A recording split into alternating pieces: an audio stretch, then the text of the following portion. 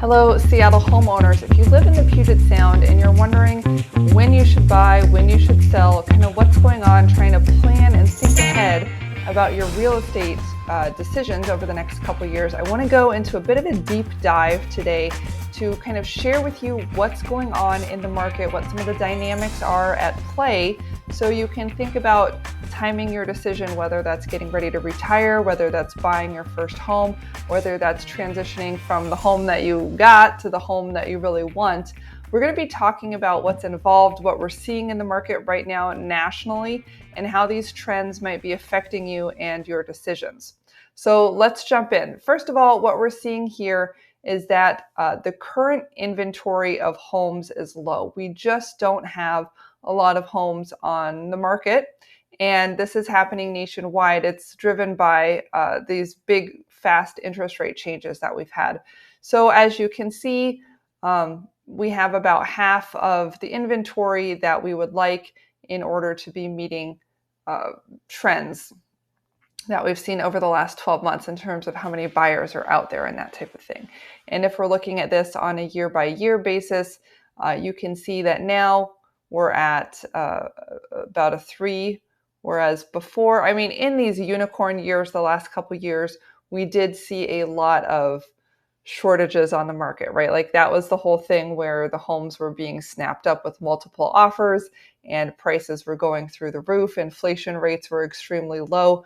And we are not far off that right now. It's certainly, we're still at a lower point than we have been in the past. We just don't have a lot of homes on the market.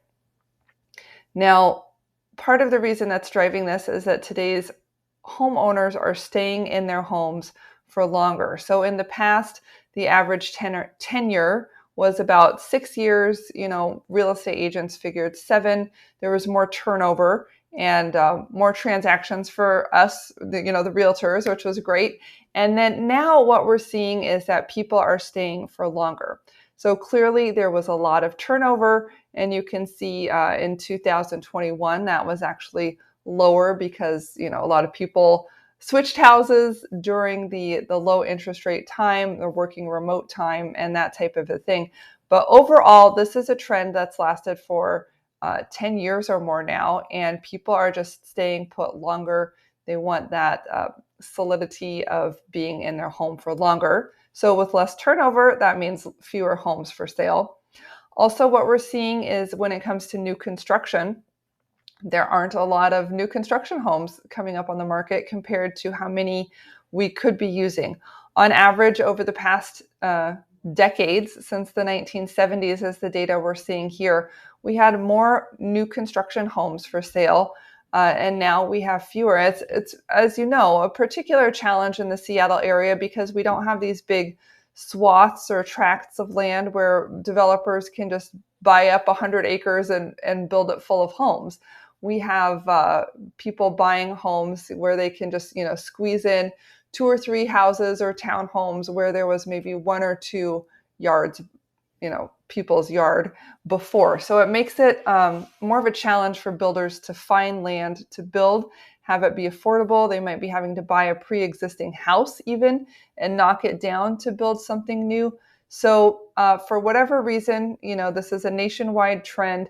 And we're certainly seeing here in Seattle that there just aren't a lot of new construction homes available to fill that gap, but they are increasing, and more home buyers are turning toward new construction as a potential solution to their housing problem, which is great for some people. It has its own challenges, typically smaller locations and oftentimes further out locations or next to power lines, something about the land that made it less desirable to have been built on over the last several years, right? Why are they just getting to that land now? Here's some data from a number of the big tracking institutions that shows that we are just short millions of homes. And depending on how they compile their numbers and their figures, they have different forecasts. But essentially, nationwide, we're looking at being short anywhere from 1.5 million to 5 million homes. And this is largely because of the millennial demographic. They are at the age where they want to be buying their first home, and they're running up against this wall of very few homes, relatively speaking, few homes available for sale. Here's a track of the listing count. The red line is clearly showing a downward trend. We did have fewer listings available, again, during those unicorn years during COVID. But now, everyone thinks the market is bad, or, something terrible has happened because of the high interest rates. But we don't have a lot of homes for sale, and we don't have a lot for people to buy. So prices are staying relatively high and relatively stable. We are seeing multiple offer situations in some cases. It's an interesting market right now. The existing home sales receded 16%. So year over year, we're down. And again, the two factors that are really driving this are the inventory availability. Not as many people are selling, so there aren't as many homes for people to buy, and mortgage rates.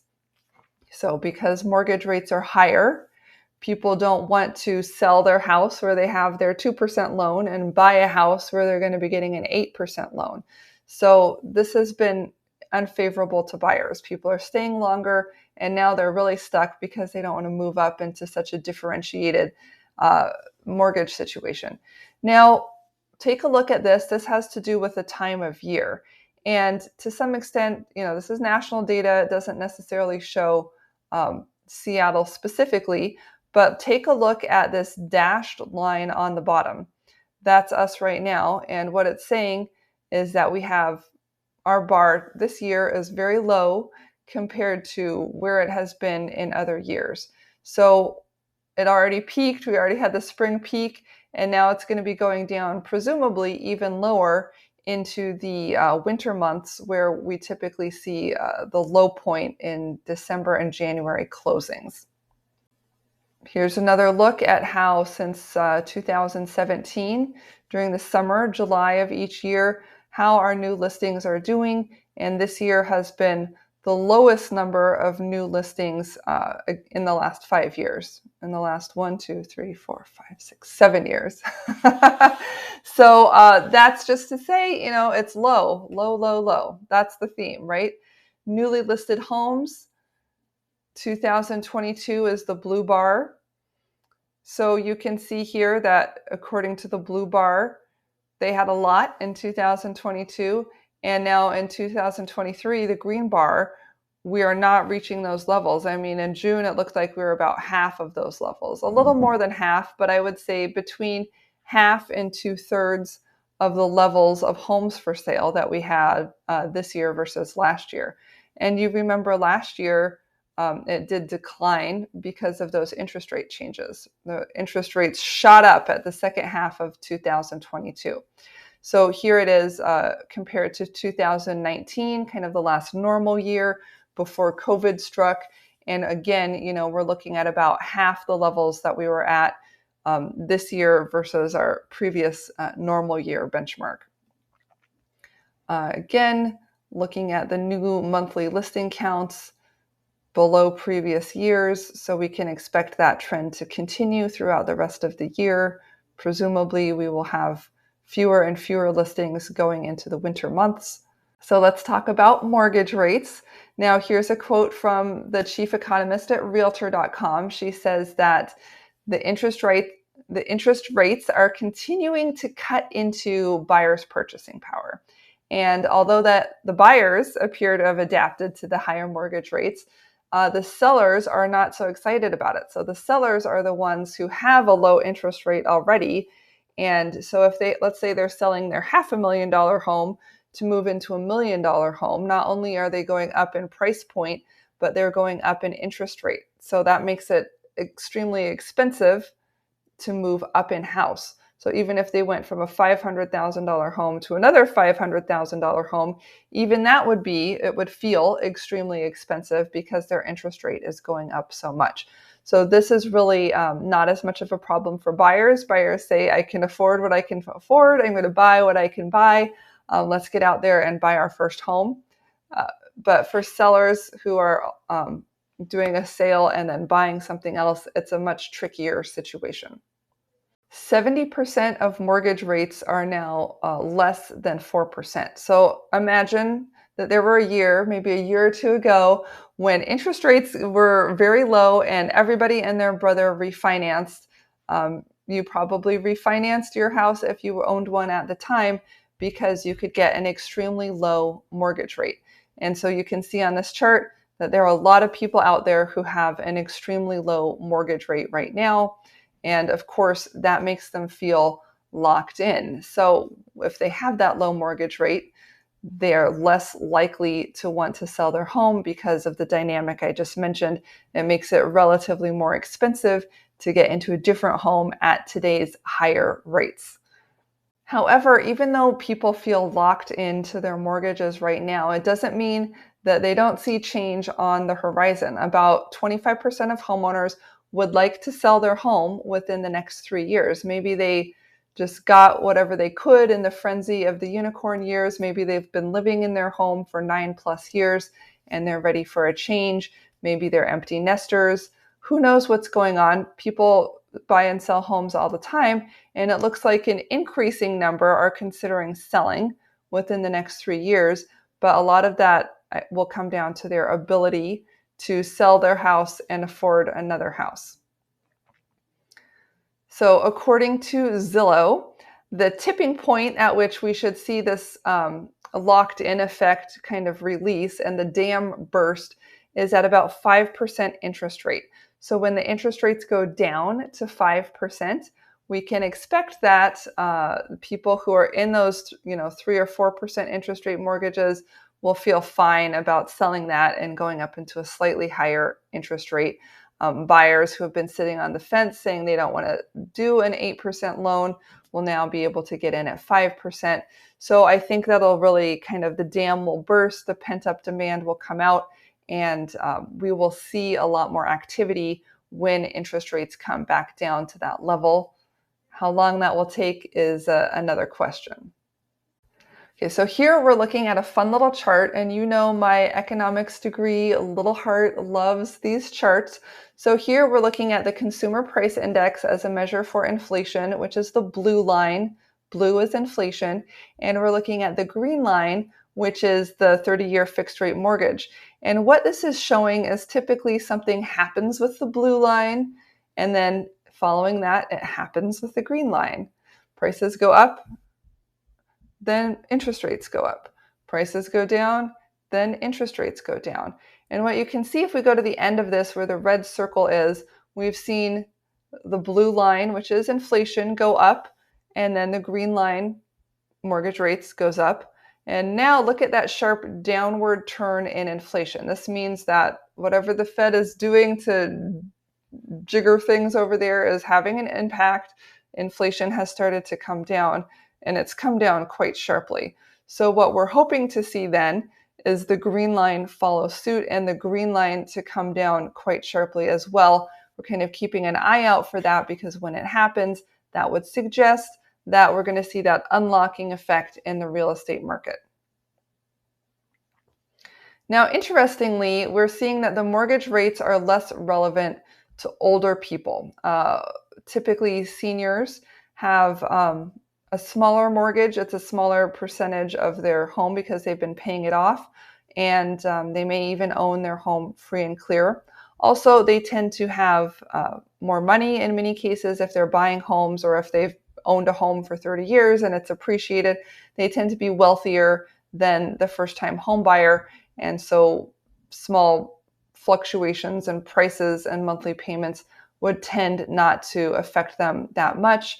And then third, often the reason that they are selling is not as much related to timing the market or sort of optional things that might be coming as an effect of their age, their health, death of a spouse, retirement, those types of things, which as you get older, the time can become more of a controlling factor, and it's less of an option about when to sell their homes.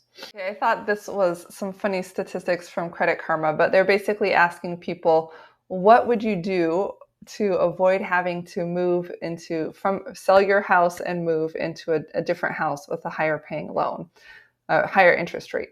So they asked people, would you give up, let's say you got a job offer, would you give up that job offer if it meant you had to sell and move your home? And 10% said yes, they would give up their job offer.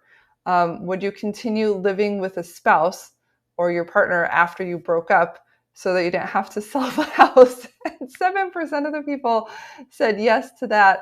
And then would you keep your child in a bad school district because you didn't want to have to move? And 4% of the people said yes.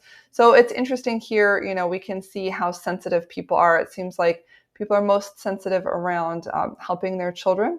But these are all interesting questions to ask. And as you're thinking about your life moving forward and when is the right time for you to buy or sell, just giving some thought to how you would handle that with regard to your job, your spouse, your kids, and other factors that make your life important. Maybe your commute or your access to recreational activities or fitness, having space for a home office, space for a home gym, things like that. Just think about the value of those to you and the value that those items might have in the future, maybe as your home appreciates in value and those types of things. So we're going to wrap this up. We're going to leave you with the great news, which is that you probably have tons of equity in your home. If you own a home already, you probably are very wealthy now. The last couple of years, we've seen huge run-ups in property values. And even though that's contracted a little bit, we're still up. We still are in a very good position. So almost 70% of people here have either paid off their loan or have at least 50% in equity. That means if your house is worth $1 million, you have at least $500,000. 70% have between $500,000 and $1 million of equity in their home. So that is fantastic. That really gives you a lot of safety if you ever need to access that money. In the meantime, it's kind of your savings account that's continuing to grow as you pay down your loan and as properties go up in value over time. So at some point, if you choose, you can roll that equity into another home of your choice, your kid's college, repairs on the home, upgrades, those types of things. But it's really nice. It makes you feel good inside. And this is one of the main reasons that people do pursue home ownership, is to be able to build up that equity and know that they're going to be safe and taken care of. Now, thank you so much for watching. My name is Emily Cressey. I'm a local real estate agent here in the greater Seattle area.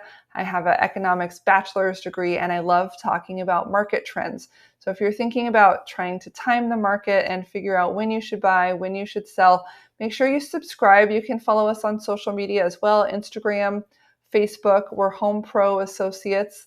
YouTube as well. I do a lot of these longer deep dive videos, and I'm just here to help you understand what's going on. I really firmly believe that as agents, we are not here to sell real estate per se. We're here to sell our own services and guiding you through the process of you choosing a home, you choosing a buyer for your home. We help you get it done, but you're the ultimate decision maker. So I like to educate my clients so they can make their own smart decisions, and I'm here to help you do that. Please subscribe, and I'll look forward to seeing you on the next video.